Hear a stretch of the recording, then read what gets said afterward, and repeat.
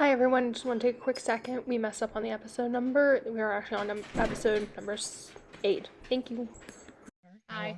How you doing? Good. Okay, so what number is this? We are on episode 7 of Rainy City Murders. Okay, Rainy City Murders are Pacific Northwest. I do want to take a quick second to apologize for episode 6 being delayed a week. Yeah. I was flying home when it was supposed to initially go up, and I just could not, between everything that was going on that weekend, I couldn't get it edited in time. The internet at the hotel sucked. I had to pay for it. I've never had to pay for internet before at a hotel. Yeah, especially it was a Hilton. And I only had 1 bar of service the whole time. Yeah. Come on, Do you know I had more service in the pool when I called you than I did anywhere else in the hotel? I know. Come on, Hilton. So, we are on episode 7. Yes.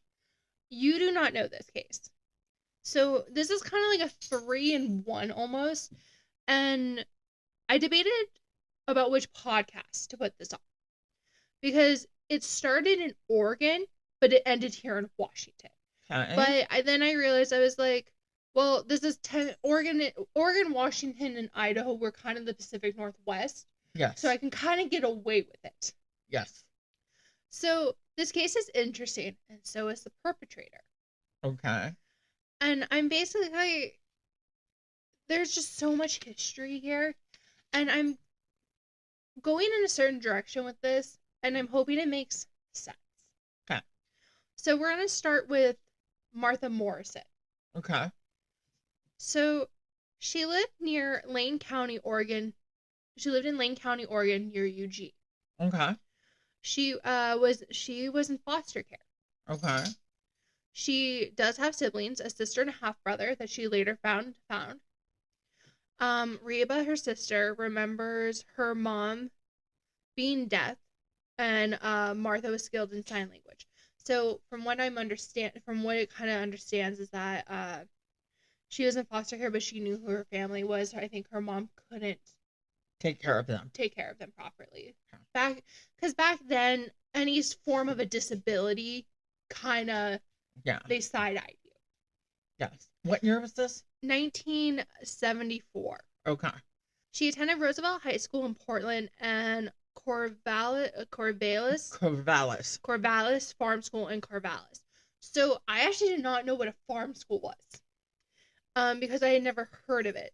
So it was built in 1925 by the WCTU, which is like it's a women's organization. WCT, you guys should look it up. It's like a women's Christian transitional union or something like that. It was big in the progressive era. I think, if I remember correctly, it was I researched this. I know who started it.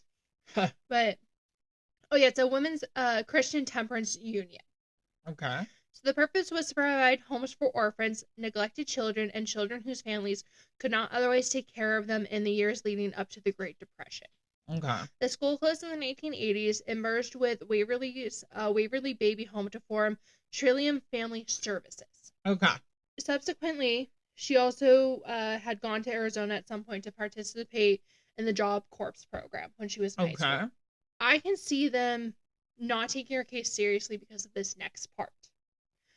She had a history of drug use and of running away from the homes of both her biological and her foster families. Okay. And the Corvallis Farm School as well. Okay. So foster care, drug use. She ran away from schools, her home. So the police did not take her case seriously. Of course not. Right? You gotta love it. So she was last seen leaving her apartment, which she and a man had rented. The couple reportedly quarreled, and Martha subsequently went missing. Shortly before her disappearance on September 1st, 1974, Martha had visited her family in Eugene with this man. Okay. So, do they know this man? I was never able to find his identity. Okay. So it's possible they knew, but they never disclosed it. Because if maybe he was married. Maybe she ran away and they're just like, well, she ran away. Yeah. So she disappeared. Human remains of 2 women were found on October 12, 1974 in Dole Valley, which is near Vancouver, Washington. These were examined nationwide with the hope of identifying them. One victim was identified through dental records as 18-year-old Carol Platt Valenzuela, Okay. but the second victim was unknown.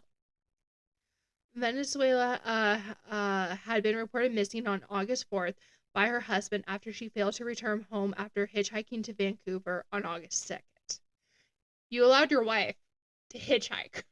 That was the days where You could. Yeah, that's the Ted Bundy days. So investigators hoped that her identification would perhaps increase the likelihood of identification for the then unidentified remains. They intended to question her husband following her identification, yet he was recovering from an aspirin overdose at the time. He was arrested but eventually released after passing a polygraph test on October 25th. Okay. All examinations were unsuccessful in identifying the second victim, who was originally estimated to be 20 to 25 years old. Okay. Their remains were originally examined by an anthropologist from the University of Washington. Forensic facial reconstructions were created of the victim from both frontal and profile views, and released through newspaper but went unrecognized by the public. So the victim's physical description was also listed, including the fact that she had curly, textured hair and dental hygiene problems. The victim also appeared to have given birth at some point, although it is unknown if the person identified ever had a child. Police returned to the scene following the initial discovery in order to possibly obtain more evidence. They also used new metal detectors that they had borrowed from a Snohomish County resident, which is random because Snohomish is not Anywhere near Vancouver. Yeah. Because it's Clark. Unless you're talking Vancouver, Canada. Yeah. Vancouver is Clark County in Washington. Yeah, it's on the Oregon, Washington border. Vancouver, Columbia is Washington and Canada. Uh-huh. So examination indicated the victims had been deceased for at least 2 weeks prior. Decomposition and animal activity had made it difficult to estimate the time or cause of death, although authorities presumed they were murdered. The remains may have also been deposited at the location at different times. Okay. Several missing persons at the time were considered, including Patty Hearst, who was later found alive. There was a missing persons case running at the same time out of Portland, Oregon. Okay. So investigators obtained DNA from the case's sister and half-brother. So with that, they were able to develop a genetic profile to compare to potential matches. So as far as they are aware, she is missing out of Portland. Martha Morrison is missing out of Portland. Okay. After the testing was completed, it was compared to the currently unidentified remains, whose DNA profile was developed in 2012. Similarities were noted, yet a definitive match was not established. Both the missing persons and identified victim were eventually entered into the National Missing and Unidentified Persons System, which specializes in locating missing people and identifying human remains. 10 missing people were excluded as possible identities of the remains until identification was made in July 2015. 2015? Martha Morrison's remains went unidentified for 40 years. Even though because they never put it together. The skull and some other bones were mislabeled as Carol Platt Valenzuela's while they were in storage. So investigator Nikki Acosta said this was one of the reasons why their remains were unidentified for so long. In 2011, this problem was discovered when the skull's teeth were noticed to be different from Venezuela's dental records. So after previous unsuccessful testing, the National Center for Missing and Exploited Children stated they would pay for an exhumation of the victim's father in order to retrieve DNA and compare it with the unidentified remains. The result of this last test was a definite indication that the remains were those of Martha Morrison. 40 years. 40 years. Because their skull and teeth got mixed up. So investigator Nikki Costa said in an interview conducted after the identification that a great deal of time had been spent on the investigation, including following leads that may have linked the case to serial killer Gary Ridgway, which doesn't make sense to me because it wasn't similar to any of his victims. No, and it was in Portland. Ted Bundy. And then Randall Woodfield. Why? So, for people who don't know about who Randall Woodfield is, he is the I-5 killer. He was convicted for only one murder, but he was linked to 18 and suspected up to 44 murders, and he was active from 1980 to 1981. Yeah, so they were listed as persons of interest in both Morrison's and Venezuela's case prior to 2017, when they identified the prime suspect, Warren Leslie Forrest. Let's talk about him. He was convicted of a double murder, and he was a suspected serial killer. So, what was he doing out? no, he was convicted for a separate murder. Before or after them? Before that they were identified. He was going through a new trial. He was already, okay. Yeah. Well, let's talk about Forrest, shall we? Sure. So, he was born in Vancouver on January 29th, 1949. He is the youngest of two brothers. His parents is Harold and Dolores Forrest. He attended Fort Vancouver High School and became the captain of the school's track and field team. Okay. So, we're looking at another man who is very outgoing, very charismatic, which is normal profile for serial killers. It wasn't for, what's his name? Yeah, I'll give you that. Or like Gacy. Yeah. I'll give you that. Yeah. Gacy's the clown one, right? Yeah. Yeah. And so Gary Ridgway is not. Apparently if you're... He had to pay for sex. Yeah. We'll talk about him. So after graduating in September 1967, Forrest and his older brother Marvin were drafted for the Vietnam War. So he served as a fire control crewman for the 15th Field Artillery Regiment at the Homestead Air Force Base in Homestead, Florida. So he was Air Force. Okay.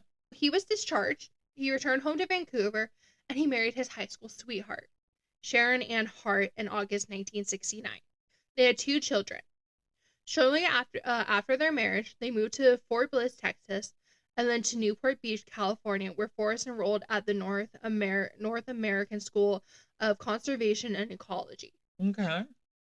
However, he quickly lost interest in studying and dropped out at the end of the first term. In late 1970, Forrest and his wife moved to Battleground, Washington, where he found a job with the Clark County Parks Department. On October 2nd, 1974, he was arrested on charges of kidnapping, rape, and attempted murder. On the previous day, so mind you, she disappeared in 1974. This is a completely different charge. On the previous day, he had met a 20-year-old woman in Portland, Oregon, and lured her into his car under the pretense of doing a photo shoot. So, like I said, he is a charismatic. From what I understand, he was a very handsome man at the time. Okay. Instead, let's see a picture of him. Let's see what we think. He's not that attractive now. I will tell you that much. Is he even alive now? Yes, he is. What is he, pushing 90? Well, oh, yeah, he's something. I hate to say it. He was cute. He's not now. He was really cute. But he was a serial killer. That's him now. Oh. Instead, he drove to a city park and assaulted her. He raped her several times, tortured her, and shot her with darts from an air-powered dart gun. Forrest then drove her to Camas, Washington, where he stabbed her 6 times with a knife near Lacamas Lake and attempted to strangle her. The woman fell unconscious after the attack, and Forrest believed she had died. However, so he completely undressed her and threw her into some nearby bushes, not realizing that she was still alive. However, so she woke up 2 hours later and managed to make her way to the city, where she was found by a passerby. She was driven to a nearby hospital and given emergency medical attention, and she survived. So once in stable condition, she provided a description of her assailant and the distinctive features of his car. According to her testimony, he drove a blue 1973 Ford van and had greeted several park employees while driving through the area. Why would you take her to your place of work? Because you thought you were going to kill her. So as the park was under the Parks Department's jurisdiction, police assumed that the perpetrator was an employee and started looking into their alibis. He screwed himself. He totally screwed himself. So examination revealed that Forrest was absent from work on the day of the attack, being on sick leave. He owned a 1973 blue Ford van and matched the perpetrator's description very well. Police obtained a search warrant for his home and vehicle. While searching his home, they found jewelry and clothing fragments that belonged to the 20-year-old who also conclusively identified him as her attacker when she was presented a photograph of him. He was unable to provide a convincing alibi and was charged the same day. That's one way to do it. Right? So soon after his arrest was publicized, they were able to identify him as a kidnapper of a 15-year-old girl who stated that she had also been assaulted by him. According to her testimony, on July 17, 1974, she was attempting to hitchhike out of Ridgefield and voluntarily got into his van after he offered her a ride. He raped her and beat her, and after they reached the slopes of Tukes Mountain, Tukes, Tukes? Yeah, that sounds right. Tukes Mountain, she was bound, gagged, and tied to a tree. He intended to kill her, but she managed to chew through the gag and hide in nearby bushes until the morning when she emerged and sought help. So, despite her testimony, Forrest was solely charged with the kidnapping and attempted murder of the 20-year-old woman. His legal team soon filed a motion for a psychiatric evaluation, which determined that he was legally insane. Do you know how impossible that is? To get an actual legally insane, like literally, Well, just back then it wasn't. for insanity. That's like Back then it wasn't. but back then, but like nowadays, you can't get that. No, you can't. The last case I heard about by reason of insanity was the Slender Man stabbings. Was those two girls? You don't get it by reason of insanity. No, you don't. And so the thing is that he was thus acquitted by reason of insanity in order to undergo treatment at the Western State Hospital in Lakewood. Yes. They got some crazy ass people there. They do. They got some scary ass people there. I know. Like I said, this is kind of a 3-for-1. You got Martha Morrison. You got Martha. You got our serial killer. You want to hear about the victim that he actually got convicted for? Sure. Krista Blake. Okay. So you got 3. So like I said, 3-for-1. Okay. How old was Krista Blake? She 20. She was 20. 20. Okay. He had a type. He went for the young. 15 was kind of young for him, I think. But Yeah. like he stuck around the 20s. 20. Okay. So on July 16, 1976. So this is 2 years later. Mm-hmm. 2 Portland residents who went to pick mushrooms and wildflowers in Tukes Mountain near Battleground, noticing a small brown shoe sticking out of some bushes.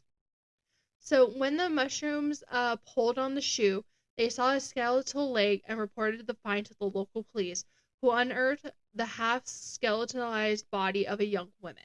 So forensic examination of the jaw led scientists to determine the remains belonged to 20-year-old Krista K. Blake. She was a hitchhiker who disappeared from Vancouver on July 11, 1974. He was very busy that few days in July. He was. So witnesses claimed that prior to Blake's disappearance, she got into a 1973 blue Ford driven by a young white male whom the witnesses did not recognize. Okay. So as Forrest had the same van, he came under suspicion in not only Blake's, but the disappearances and murders of at least 6 teenagers and young women who had been abducted from Clark County between 1971 and 1974. Okay, is his wife staying with him? Let's see if I have it. No, I find out the end for you. Okay. So almost all of them hitchhiked and were seen entering a van before vanishing. A closer look at Blake's clothes led to the discovery of holes on her t-shirt, which investigators believed were made by a dart gun, similar to the one Forrest used on the kidnapped 20-year-old woman. Okay. Come on, people. Don't use the same weapon, like a dart gun. Mm-hmm. So during the investigation, police determined that on the day Blake had disappeared, Forrest was not working and had no alibi. His mother claimed that he had spent part of the day at her house, but left early in the evening and did not return home until the following morning. So he lived at home with Mama? No, he was visiting her, I believe. Oh. Since So the wife did kick him out. I don't think at that time. I think maybe he was just visiting Mom. Okay. Since Blake's clothes and bones showed no signs of stab wounds or bullet holes, the medical examiner concluded that she had likely been strangled. Forrest was charged on this basis with Blake's murder in 1978. Although he had been detained at a mental institution, Forrest and his attorney, Don Gregg, filed a petition for another examination, claiming that his mental state had improved greatly and that Forrest wanted to represent himself at trial. So you go from insanity to wanting to represent yourself at trial. That is insanity. I think that just proved the point. His request was granted, and Forrest was allowed to stand trial. So initially, 4 judges that had been involved with Forrest's previous trials were disqualified on the grounds of being potentially biased either in favor of or against him. This decision was eventually resolved, and Justice Robert McMullen was appointed as the trial judge. The trial for Krista Blake began in early 1979, but a mistrial was declared after his attorney allowed a second dart gun, unrelated to the case, to be submitted as evidence. His defense team filed a motion for a change of venue from Clark County to Cowlitz County. Cowlitz, yeah. Arguing that the publicity surrounding the murders would prejudice the jurors against their client. The motion was granted, and the trial resumed in April 1979 at a court in Cowlitz County. Do they think they don't read the newspaper in Cowlitz? You remember what Cowlitz was like? Huh? I would not be that surprised. Okay. Yes, we are making fun of Washington. We can. So during the proceedings, Forrest pleaded not guilty, of course, claiming that he had been on vacation to Long Beach with his wife and kids. His alibi was confirmed by his mother, who said Forrest had been at home at the time when investigators supposed Blake had gone into the van. So his mother was protecting him. Yes. Mama's boy.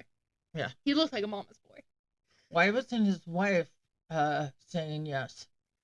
I don't know. So maybe she wouldn't lie for him. However, prosecutors asserted that her testimony was unreliable, pointing out that she had originally told investigators that her son left the house in the early evening and did not return until the following morning. I think you're right. I think he probably was kicked out during all. I wonder if they I think his wife kicked him out. I wonder if they've been going through like trouble or something and he got kicked out or something. Yeah. Okay. If my husband was... okay. Here you go. I got it for you. Forrest's wife Sharon also testified in his defense, although she admitted that their marriage had been rocky and that Forrest sometimes suffered from blackouts. Sharon insisted that Forrest had been with her the entire time and never showed any indication of being violent towards women. There you go. There's the wife. I was pretty sure I had the wife. Okay. If I thought my husband actually did it, I've been married for 35 years to Peyton's dad. I just wouldn't testify. Oh, I would. Yeah, I would. I just wouldn't testify. I would claim it was spousal privilege. Yep. Unless I, yeah. Unless I truly hated the person. At the unless time. I was going through like a bitter divorce or something. Yeah, I would say spousal privilege. Mm-hmm. So multiple witnesses testified against Forrest, saying that he had been seen with the victim at different times and was acquainted with her. Some of the witnesses' claims were questioned by the defense team, as 2 of the witnesses had given descriptions of the suspected killer's vehicle that did not match the one Forrest was driving. At one hearing, his surviving victims took the stand and identified him as their assailant. Forrest himself had pleaded guilty to the kidnapping and attempted murder of the 20-year-old, claiming that he had done so while under the effects of PTSD, but categorically refused to admit guilt on the murder of Blake and the kidnapping of the 15-year-old. Okay, so he said PTSD. It made him do it? Which, I hate to say it, there is ideas of PTSD, like, during an episode, but back then, like, there was, like, little to no knowledge about PTSD. Yeah. Like there is now. Okay. So the prosecutor's office, in turn, insisted that he was guilty of all charges, as each crime matched his modus operandi. Okay. He was ultimately found guilty and sentenced to life imprisonment with the chance of parole. Yeah, they gave him a chance of parole. So, following this his conviction, he was transferred to the Washington State Penitentiary in Walla Walla. He filed an appeal in early 1982, but it was denied in October of that year. He has filed numerous parole applications over the years, which have been unsuccessful due to the fact that he was a suspect in other violent crimes. Oh, yeah. Let's talk about this. Since his initial convictions, he has remained a suspect in multiple kidnappings, disappearances, and murders that were committed in Clark County during the early 1970s. Okay. He has refused to cooperate with investigators. Of course he has. Yeah. He doesn't want to stay in prison. He wants to be able to parole. So in 2017, hoping to kind of change the outcome of this parole hearing, he confessed to murdering Krista Blake and to the initial kidnappings. He stated that Blake had been deeply depressed at the time of her murder, as well as severely stressed and suffering from the effects of a mental illness, and claimed that he did not intend to kill her at first, but eventually did so because she attempted to escape. He also... Right. He also candidly confessed to a total of 16 crimes involving women between 1971 and 1974, ranging from voyeurism to murder. That's a very wide spectrum. Just say it. That's a very wide spectrum. That's a very wide spread. In spite of this, he claimed that he had killed nobody else besides Krista, and that he was remorseful for his actions. So despite his admissions, his application was denied, and he was prohibited from filing further appeals until March 2022. The parole board stated that he continued to pose a danger to society and made minimal progress in improving his behavior. So what is he like in prison? I know he's not a model prisoner. In December 2019, he was charged with the murder of 17-year-old Martha Morrison, who went missing from Portland, Oregon in September 1974. Okay. Her remains were discovered, as we said, on October 12, 1974, in Clark County, 8 miles from Tukes Mountain, where Krista Blake's body was found. Okay. However, authorities at the time were unable to possibly identify her, as she was known to simply as Jane Doe. Okay. So in 2010, Martha's half-brother submitted DNA samples to police in Eugene, Oregon, which I think that's also partially why the DNA didn't click, is because it's her half-brother. Yes. And so in 2014, investigators began examining physical evidence from his criminal cases to determine if it could be used in unsolved crimes. Okay.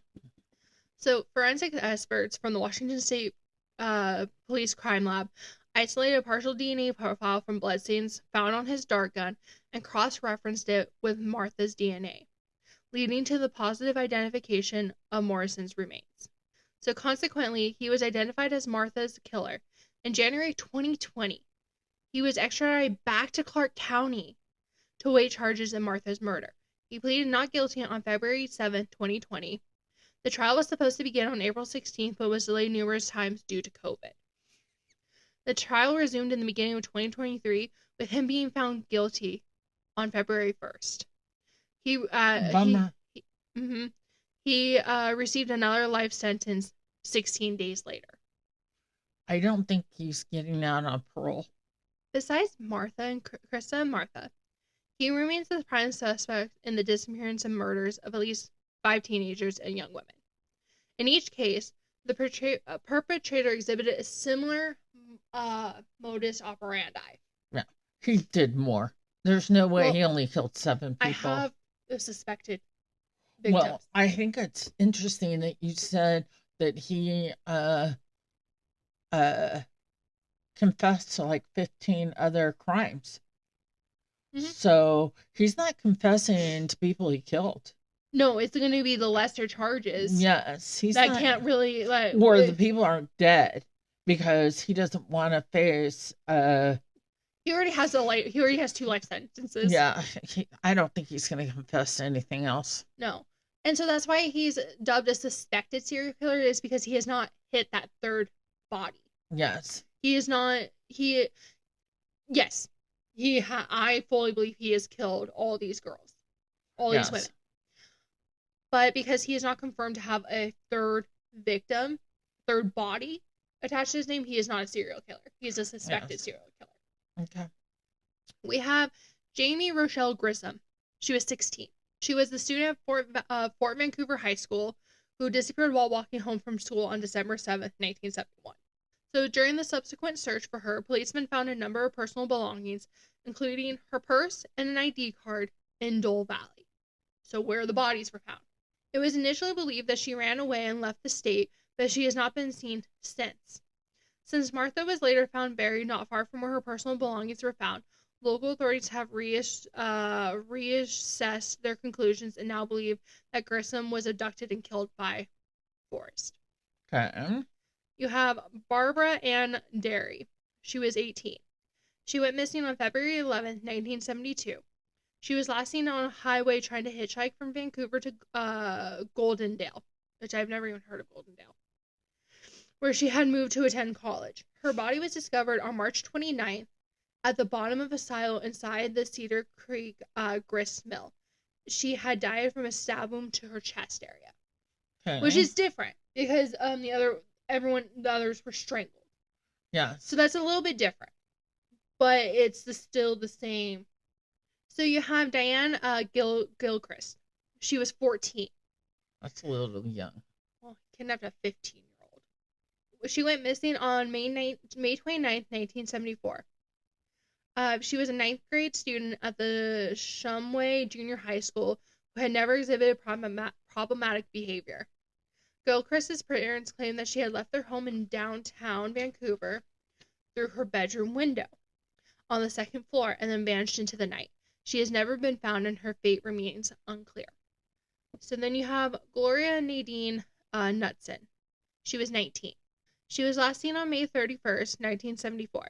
She was a senior at Hudson's Bay High School. She had been invited to a housewarming party but declined, opting to instead visit a downtown Vancouver nightclub, the Red Caboose, where she was seen by several acquaintances. One witness told police that she saw his help in the early morning, claiming that somebody had attempted to rape her and was now stalking her.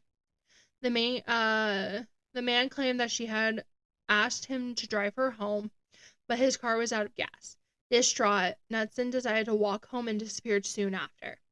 Her skeletal remains were discovered by a fisherman in a forest area near Lake Lacamas Lake on May 9, 1978. He is also suspected in Carol Platte, Venezuela's.